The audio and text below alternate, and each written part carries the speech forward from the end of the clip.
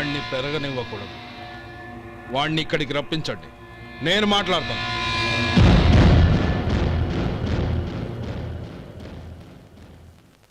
నమస్కారం అండి. రమ్మన్నారంట? నీ పచ్చళ్ళ కంపెనీ మూసేయాలి. నీకెంత కావాలి? 5 లక్షలు ఇస్తాను. చాలా? 5 లక్షలు కాదు, 50 లక్షలు ఇచ్చినా నా కంపెనీ మూయడం జరగదు. బాగా ఆలోచించుకొని చెప్పు.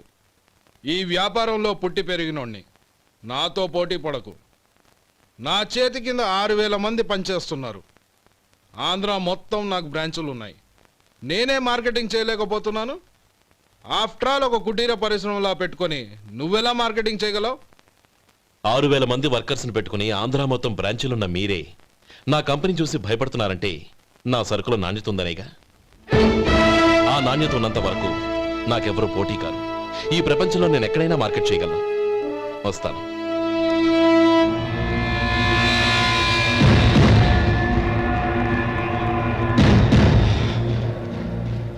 ఇక్కడ ఏం లేదండి. ఇక్కడ ఏం లేదండి. ఇప్పుడు ఊపిరి పీల్చి బిగ్బట్టు, నెమ్మదిగా వదిలి. ఓకే, లే, నెమ్మదిగా ఇలా వచ్చి కూర్చో. ఏం లేదు, మామూలు కడుపు నొప్పే. ఈ టాబ్లెట్స్ 3 రోజులు వాడు. ఎలా వాడాలో ఇందులో రాశాను. Token number 29. టౌన్ డాక్టర్ భయపెట్టేశాడు, ఆపరేషన్ అది ఇదని. కానీ ఈ డాక్టర్ బాబు ఏమీ లేదని చెప్పాడు. ఈ బాబు 10 కాలాల పాటు చల్లగా ఉండాల.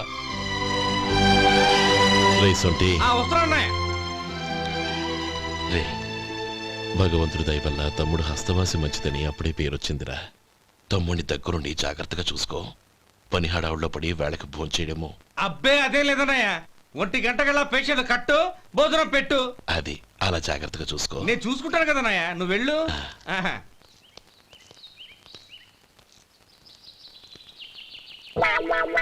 అయ్యో, ఏంటయ్యా ఉంటున్నాడా ఈ దెబ్బలు? ఏదైనా యాక్సిడెంటా? అదేం కాదండి. మరి గోరు కొరికినందుకు ఎలక్ట్రిక్ స్తంభానికి కట్టేసి ఇలా రక్తం వచ్చేలా కొట్టారండి. ఊరు కొరికినందుకు ఎలక్ట్రిక్ స్తంభానికి కట్టేసి ఇంతలా కొడతారా? వాళ్ళ అసలు మనుషులా, రాక్షసులా? చాలా థ్యాంక్స్ అండి. కనీసం మీరైనా అర్థం చేసుకున్నారు. వాళ్ళు అర్థం చేసుకోలేదండి.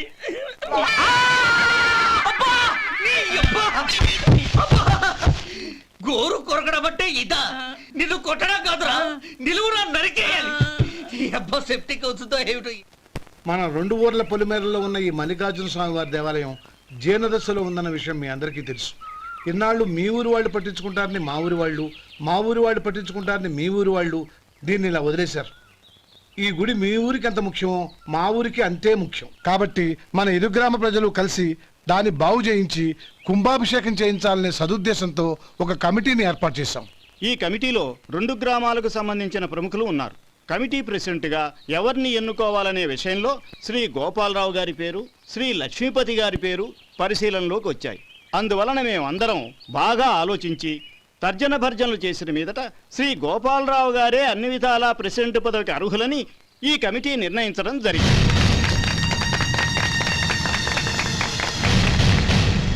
అంచేత ఈ ఉభయ గ్రామ ప్రజలు శ్రీ గోపాలరావు గారికి ఉదారంగా విరాళాలు అందజేసి ఈ శుభకార్యాన్ని జయప్రదం చేయవలసిందిగా కోరుతున్నాం.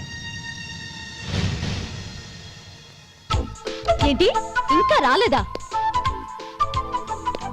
ఏంటయ్యా, టైం 10 అవుతోంది. బోర్డు మీద 10 గంటలను రాసింది. మీ డాక్టర్ ఇంకా రాలేదు. అసలు మీ డాక్టర్ కి టైం సెన్స్, పంక్చువాలిటీ ఏమైనా ఉన్నాయా? ఇంతకీ మీరెవరండి? నేను డాక్టర్ అమ్మని. ఓహో, మీరు డాక్టరేనా? డాక్టర్ అంటే డాక్టర్ని కాదయ్యా, డాక్టర్ని చేసుకోబోయేదానని అర్థం. అవును, నువ్వెవరు? నేను ఇక్కడ టోకన్ ఇస్తూ ఉంటానులేండి. తప్పుకో, తప్పుకోవయ్యా.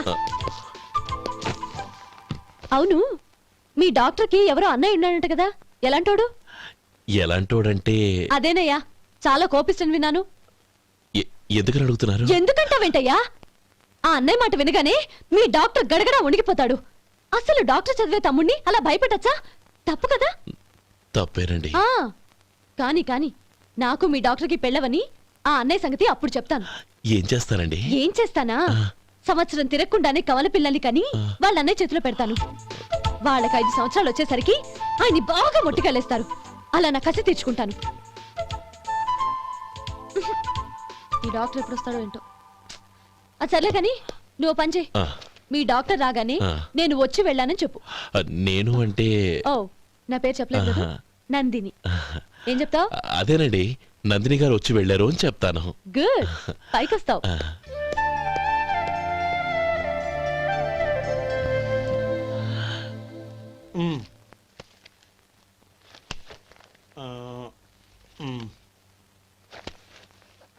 ఆ, దీంతో మొత్తం 4,98,200 అయ్యాయి. ఉమ్. పోతే నువ్వు ఇచ్చినంత ఇవ్వలేకపోయినా ఈ దైవకార్యానికి నా వంతు చందా 1800. దీంతో మొత్తం 5 లక్షలు పూర్తయ్యాయి.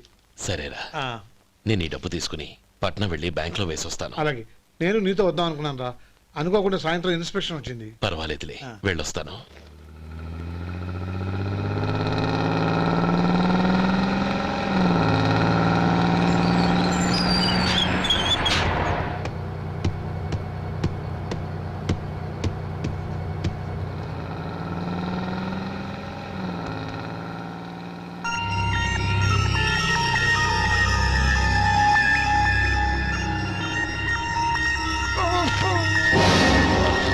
అయ్యో మూర్ఛ మూర్ఛ బసాపండి బసాపండి. ఇదిగోండి తాళం చేతులు పూర్తి. ఈ తాళాలు చేతిలో పెట్టండి. వీటి వల్ల ప్రయోజనం లేదు. నాలుగు ఖర్చుకోకుండా పళ్ళ మధ్య పెట్టడానికి గట్టిగా అది నోట్ అయిపోయి. ఇదిగో ఇది చూడండి.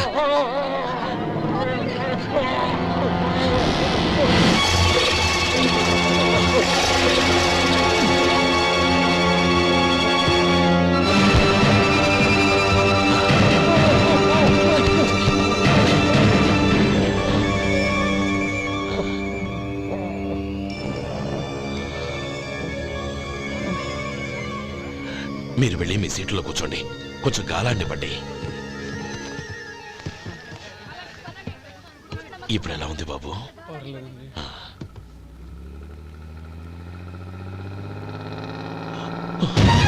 అయ్యో, నా బ్యాగ్ ఎవరైనా చూసారా? అందులో 5 లక్షలు ఉన్నాయి. నా బ్యాగ్ వెంటనే బస్ ఆపండి. ఎవరిని కింద దిగవద్దు. అందరినీ చెక్ చేయండి. నా అంచనా తప్పు కాలేదు. వాడి మంచితనమే వాడిని దెబ్బకొట్టి మన వాళ్ళని పంపించి గుడి తాలూకు డబ్బు కొట్టేశాడని పోలీస్ కంప్లైంట్ ఇవ్వండి. ఇప్పుడు ఆ స్టేషన్లో ఎస్ఐ వాడి తమ్ముడే. వాడే వెళ్ళి వాడి అన్నయ్యని అరెస్ట్ చేసి వీధుల్లో నడిపించుకు తీసుకురావాలి. అది నేను కళ్ళారా చూడాలి, మనసారా సంతోషించాలి. అయ్యో గోపాలం గారు, గోపాలం గారు, మీరు దేవస్థానం సొమ్ము దొంగిలించారని ఎవరో పోలీస్ కంప్లైంట్ ఇచ్చారంట. మిమ్మల్ని అరెస్ట్ చేయడానికి మీ తమ్ముడు గారు వస్తున్నారు.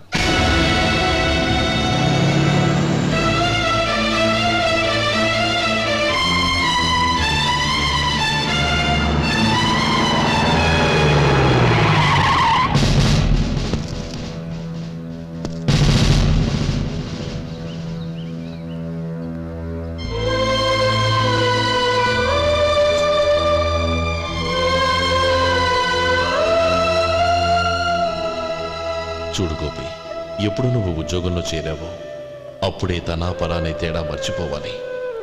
నేరం చేసిన వాడు నీ తమ్ముడైనా అన్నైనా సరే శిక్షించాల్సిన బాధ్యత నీది. అదే నువ్వు నీ ఉద్యోగానికి ఇచ్చే గౌరవం.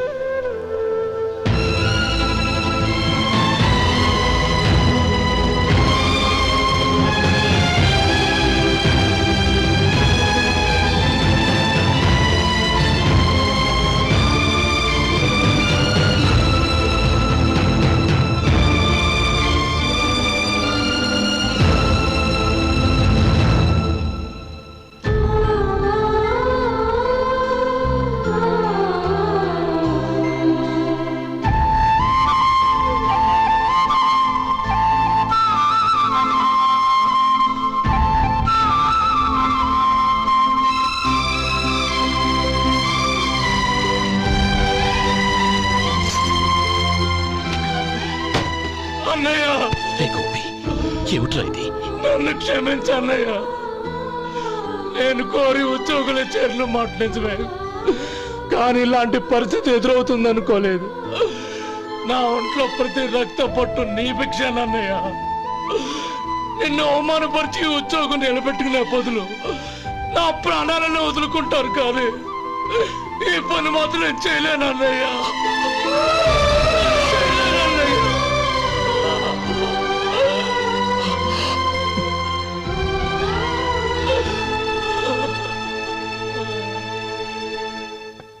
ఏరా ఇన్నేళ్లు కష్టపడి సంపాదించిన ఉద్యోగానికి రాజీనామా చేస్తావా? కనీసం నీ పెళ్ళాం ఏమనుకుంటుందోనని ఆలోచించావా? ఇందులో అనుకోవడానికి ఉంది మామగారు. ఎండనక వాననక కష్టపడి ఓ తండ్రి కంటే ఎక్కువగా ఈయన్ని పెంచి పెద్ద చేశారు బావగారు. అలాంటి దేవుణ్ణి అరెస్ట్ చేసే ఆ ఉద్యోగం ఈయనకు అవసరం లేదు. బాగుంది. అన్నకు తగ్గ తమ్ముడు, తమ్ముడికి తగ్గ పెళ్ళాం. సరే మీ ఇష్టం. నానమ్మ, అన్నయ్యడి. నమస్కారం అండి. ఓ నువ్వా? రా కూర్చో. పర్వాలేదండి. ఏంటి ఇలా వచ్చావు? ఆ రోజు నా కంపెనీని మూసేయమన్నారు. ఇప్పుడు నేను మూసేయడానికి సిద్ధంగా ఉన్నాను. దానికి ప్రతిఫలంగా నాకు 5 లక్షలు కావాలి. అలాగే, నీకు కావలసిన 5 లక్షలు నేను ఇస్తాను. చాలా థ్యాంక్స్ అండి. కానీ మీరు మీ కంపెనీని మూసేయక్కర్లేదు. సార్, అవును మిస్టర్ మధు, మీ అన్నగారికి జరిగిన అన్యాయం గురించి తెలుసుకున్నాను. మీ కుటుంబం గురించి కూడా విన్నాను. సహజంగా అందరూ ఐకమత్యానికి ఉదాహరణ రామలక్ష్మణులు అంటారు. కానీ ఆ రామలక్ష్మణులు ఎలా ఉంటారనేది పుస్తకాల్లో చదవడం తప్ప ఎవ్వరూ చూడలేదు. మీ అన్నదమ్ములను చూస్తే ఆ రామలక్ష్మణులు ఇలాగే ఉండేవారేమో అనిపిస్తుంది. అలాంటి కుటుంబానికి ఇలాంటి ఇబ్బంది రావడం నిజంగా దురదృష్టం. రామునికి హనుమంతుల్లా కాకపోయినా ఏదో ఉడతా భక్తిగా నా వల్ల వీలైన సహాయం ఈ 5 లక్షలు తీసుకో. మీ కంపెనీ పేరు మీదే అన్ని సరుకులు తయారు చేయండి. నేను వాటిని ప్రపంచమంతా మార్కెటింగ్ చేస్తాను. సార్, మీ రుణం ఉంచుకోను. తొందరలోనే తీర్చేస్తాను. స్నేహితుల మధ్య రుణాలేంటి మధు? We are friends.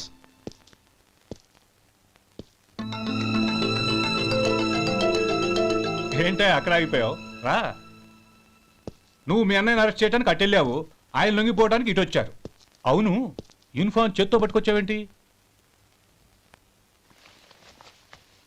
సార్, నేను రే, ఈ మాత్రం దానికే బెదిరిపోయి ఉద్యోగం వదులుకుంటావా? నువ్వు ఇలాంటివి ఎన్నో సమర్థవంతంగా ఎదుర్కోవాలి. నిన్ను నేను ఎస్పీగా చూడాలి. అది కాదన్నయ్య. ఇంకేం మాట్లాడకు. ఇన్స్పెక్టర్ గారు, నన్ను లాకప్లో పెట్టండి. ఆగండి సార్, ఆ డబ్బు ఎక్కడికి పోలేదు. నేనే తీసి జాగ్రత్త చేశాను. ఈ విషయం అన్నయ్యకి తెలియక బ్యాగులో డబ్బు కనబడకపోవడంతో అది పోయిందనుకున్నాడు. నేను పట్నం నుంచి వచ్చేసరికి జరిగిన గొడవంతా తెలిసిందే. రే మధు, జరిగిన దానికి నన్ను క్షమించనయ్యా. ఇంటికి వెళ్ళాక అన్ని వివరంగా చెప్తాను. సార్, ఇదిగోండి 5 లక్షలు.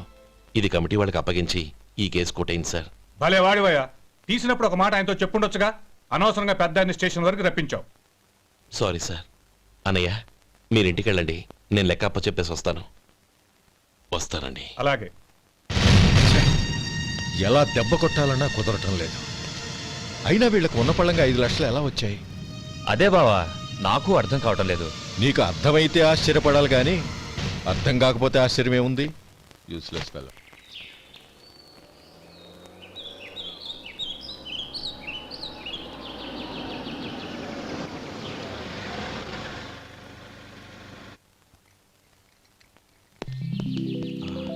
నువ్వు ఇక్కడే ఉండు. అన్నయ్య మూడు ఎలా ఉందో చూసి నేను లోపలికి తీసుకెళ్తాను. ఓకే? అలాగే.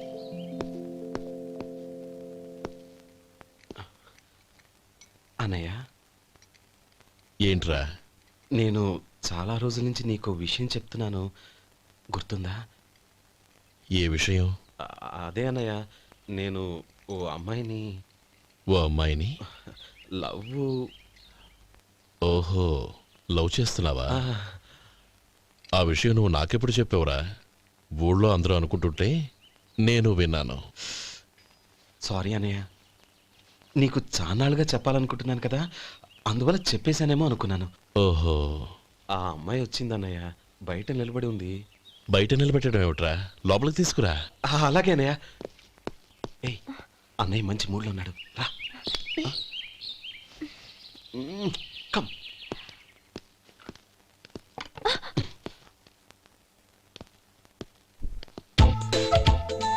ఎందుకంటావేంటయ్యా?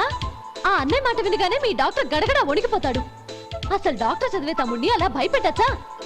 తప్పు కదా. తప్పేనండి. ఆ,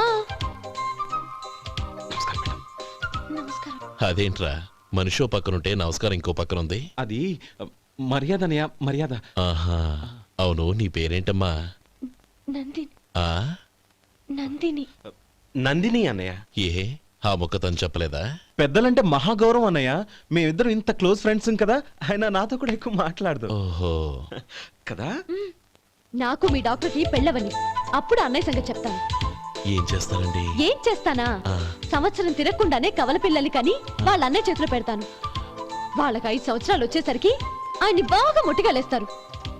అవును, అమ్మాయి మోహం చూడకుండా నిర్ణయం ఎలా తీసుకోనరా? తలెత్తు.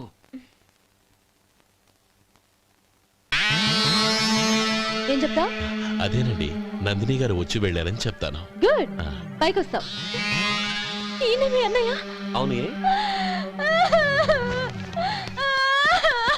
నందిని, ఏమైంది? ఎందుకు ఏడుస్తున్నావు? ఈయన మీ అన్నయ్యని తెలియక తెలియక హాస్పిటల్ దగ్గర మర్యాద లేకుండా దురుసుగా మాట్లాడాను. ఆయన ఈ పెళ్లి ఒప్పుకోరు. ఊరుకో, అలాంటి చిన్న చిన్న విషయాల్ని మా అన్నయ్య పట్టించుకోడు. అయినా నేను కన్విన్స్ చేస్తాను కదా. ఆయనకంత అవమానం జరిగాక ఎందుకు కన్విన్స్ అవుతారు? అవ్వరు. చూడు, నువ్వు వేరే పెళ్లి చేసుకొని నీకు పుట్టబోయే బిడ్డకు నా పేరు పెట్టుకో. ఏంటో మాట్లాడు. నేనే నుయ్యో చూసుకుంటాను. అదిగో ఆ చూపు చూడు, ఆ చూపు ఒకలా ఉంది. ఖచ్చితంగా ఆయన పెళ్లికి ఒప్పుకో. నందిని, నా మాట విను ప్లీజ్. నందిని, రేయ్ శేఖర్, ఆ అమ్మాయి చెప్పింది నిజమే. తనని ఎప్పుడైతే హాస్పిటల్ దగ్గర చూశానో అప్పుడే నేను నిర్ణయానికి వచ్చేసాను. విన్నావా? నేను చెప్పానుగా, ఆయన ఆల్రెడీ ఓ నిర్ణయానికి వచ్చేసారట. ఇక నేను వెళ్తాను. అలాగే వెళ్ళు. వెళ్ళి ఈసారి వచ్చేటప్పుడు మీ అమ్మా నాన్నల్ని తీసుకురా. ముహూర్తాలు ఎప్పుడు పెట్టుకోవాలో నిర్ణయించుకుంటాం. అర్థం కాలేదా? నువ్వే మా వాడికి సరైన జోడి. అదే నేను తీసుకున్న నిర్ణయం. థ్యాంక్ యూ బావగారు, నన్ను ఆశీర్వదించండి. లేమా, శీఘ్రమేవ కళ్యాణ ప్రాప్తిరస్తు.